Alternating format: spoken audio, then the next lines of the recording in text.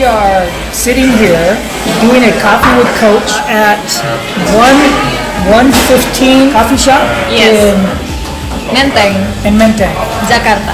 Now, what's interesting about this, my first assistant basketball coach at UPH was named Aldwin. Aldwin had played for me at SPH for a few Yeah. years, and then went and got a degree at Purdue University, came back to Jakarta and was an assistant coach for a year, and he's one of the owners of this coffee shop. Oh, So, yeah. all right, now, I just want to get that out of the way. Here I am with Wendy. So, One of your former athlete. no.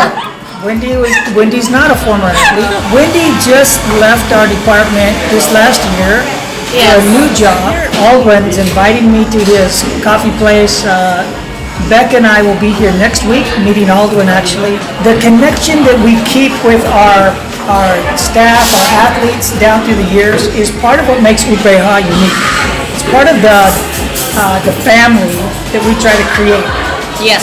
So here we are. Wendy was my assistant for the last few years. Assistant coach. Not assistant coach, assistant in the office. Okay. So maybe, Wendy, you can introduce yourself real quick, and then how you were at UPH, and then how you've left and the new job that you have. I'm Winnie. I've worked in UPH sports department, the best department in UPH, for 4.5 years. So it has been greatest and awesome experience I had. What did I do in sports department? What did I do, coach? Most of the time I drink coffee Yeah, with you. built relationships with the staff and was the bridge between the staff and the students and greater UPH community. Yes, yes. I guess that's what we all do in the department. We get connected with people. We make sure people are staying healthy, Yeah. staying in shape, staying in the right mind and perspective. That's Yeah. why we are not only working in the office, but we spend time actually talking and get to know people. I think that was probably the thing you did best, was talking and getting to know people.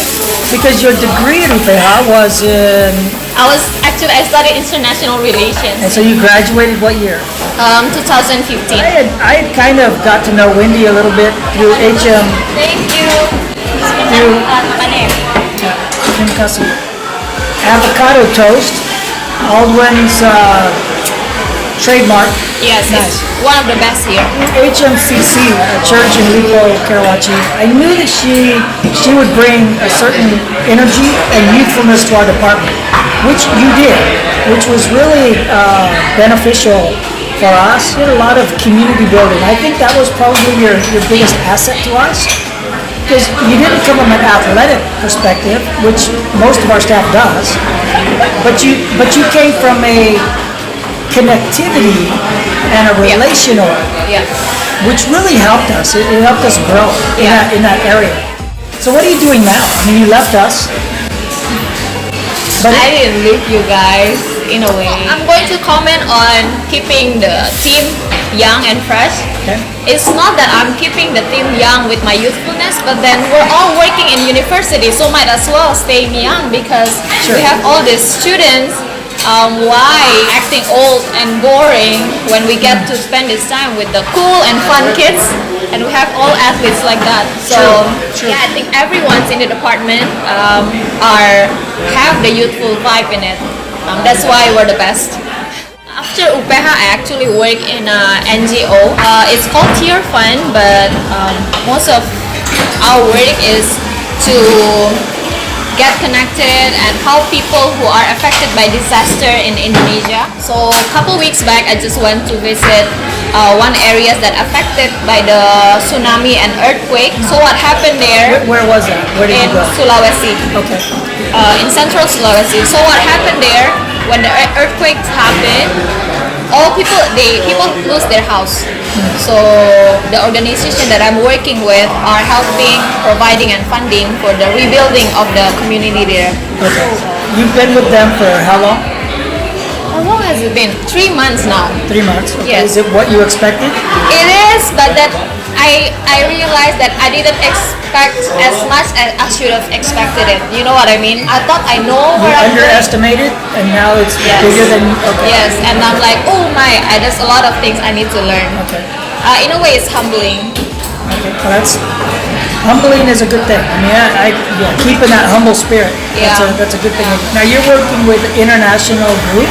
The people you work with are from different countries. Yes. Okay. Any Western people? Yeah. Okay. So did we prepare you for working with these Western people? Yes, you prepare me very well, coach. Nice. Okay. Well, I guess I'm too westernized by you that Two Westerners. since I moved out from UPS sports department and entering to a new workplace, meeting with the new people, I'm always taking pride in telling people that I used to work in a sports department, meaning I let people know that I had a group of people that keeping me healthy and push me to do the right thing to do.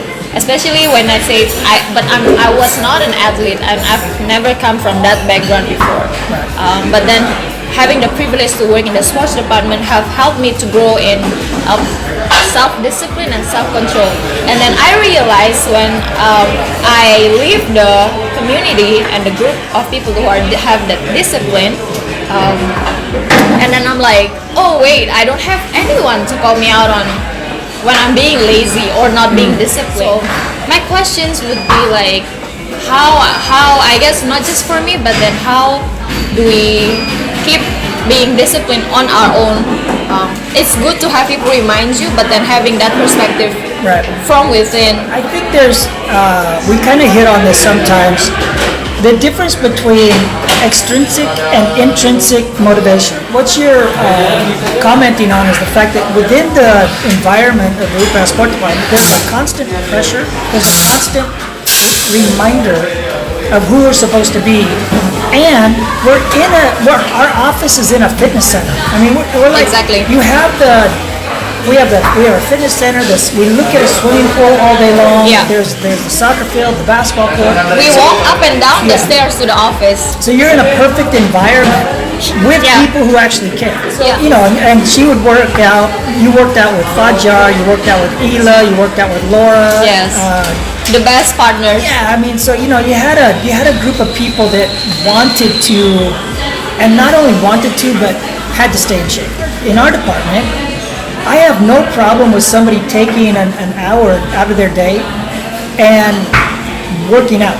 Actually, I encourage them to do that because it's like an English department and people opening a book to read. For us, we expect people to do that.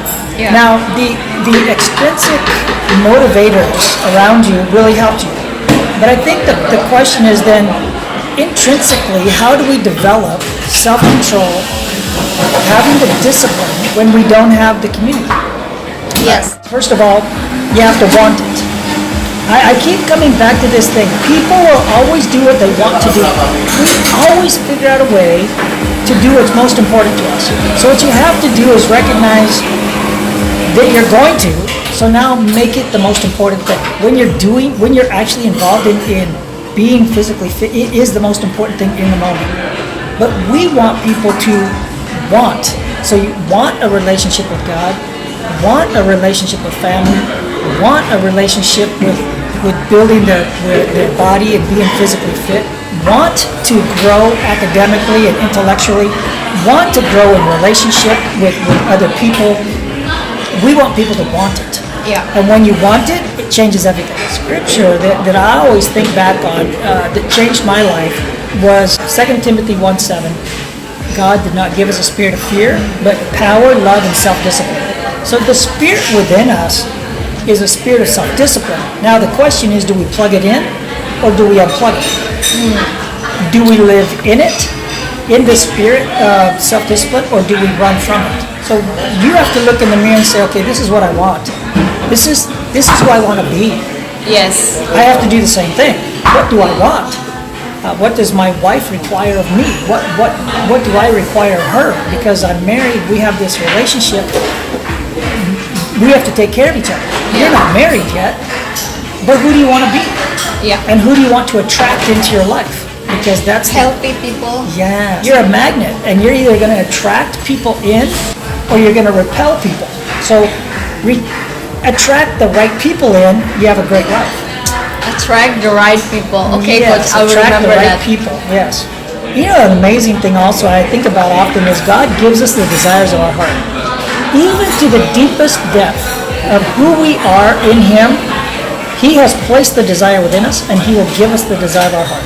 If it's in line with His will, if it's in line with His character, He absolutely gives us the desire of our heart. Amen. And I think being physically fit, being in good shape, I think He wants that for us. Yeah. So you can do it, and anybody out there can also do it. They can just choose to be in shape, Yeah.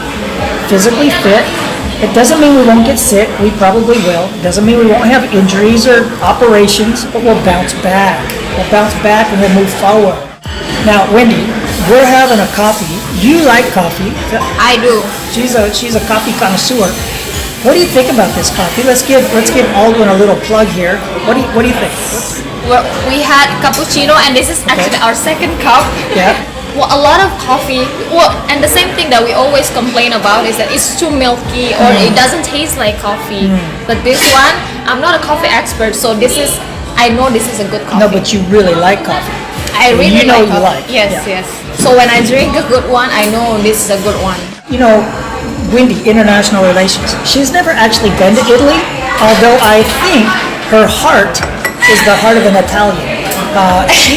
Ooh, yes. Yeah, you understand good coffee, and this kind of, in some respects, remind me of an amazing cappuccino I had in Sicily. Remember, Becca and I were sitting at a little coffee shop, looking out over the ocean in Sicily. It's always the combination of, I mean, the good coffee alone is already enough, Yeah. but then adding it with the view, a nice yeah. place, and a good companion, or whatever you do, even if you're on your own, it's going to be the best experience in a day. Yeah. So yeah. coffee time are always like the best time, and I'm always thankful that you always allow us to have a Yes. nice coffee time. Yes, this is also, one of the benefits. Does your current workplace give you coffee time? What? Honestly. We started work from home, so I haven't experienced, but I did kind of explore the area to figure out where are the coffee places, so I figured some spots. Nice. Aldwin, again, nice job. We will continue with our Coffee with Coach next time, but let's wrap this up. Thank you, Wendy, for joining us this morning. Thank you, Coach, for another coffee time, even though I'm no longer in UPH. That's all right. Alumni matter to us. So, Yes, Eagles alumni. Yes, Eagles all the way. All right, thank you. Wait, I have to show this. I have this still on. All right. Well, I have mine too. There you go. Oh, you should still have it Oh, because yeah, you're I still should. there. Yes, that's true. And then you're the head coach, so you should keep it. I will keep it. Okay. All right. Thank you, Wendy. Thank you, Coach. Yeah. I usually do this. Yeah. All right. Till next time. God bless.